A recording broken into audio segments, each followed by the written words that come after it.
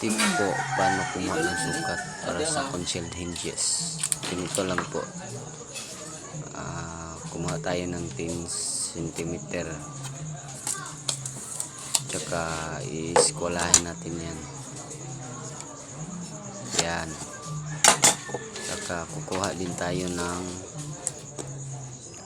23 mm, galing dun sa pinakagilid. Yan, 5, 10, 15, 20, 23. Yan,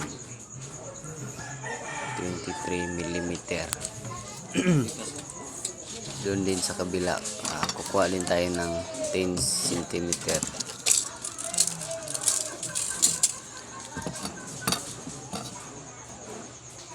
Yan, 10 cm. Iiskwilahan din natin yan. Kuha tayo ng skwala. Susukat din tayo ng 23 mm. Doon mula sa gilid.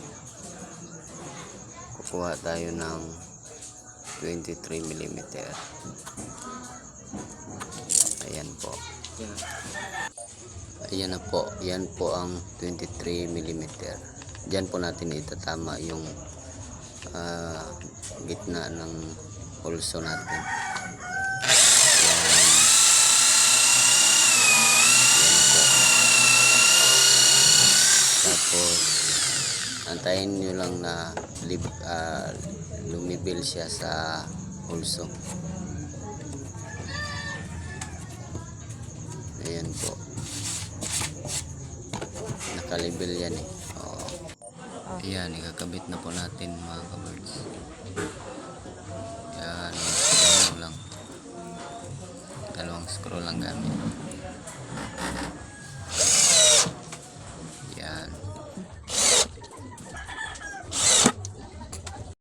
Ayan na po mga kabirds. Ikakabit na po natin ang door na nilagyan natin na hinges mga kabirds. Ayan, nag-screw lang po tayo. Sa taas at sa baba. Ayan mga kabirds. So plus ang gamit natin dyan. Kabila naman mga kabirds. Parehas lang. Screw lang tayo ng sa taas at sa baba. Ayan mga kabirds. So nakabit na natin yung dalawang door.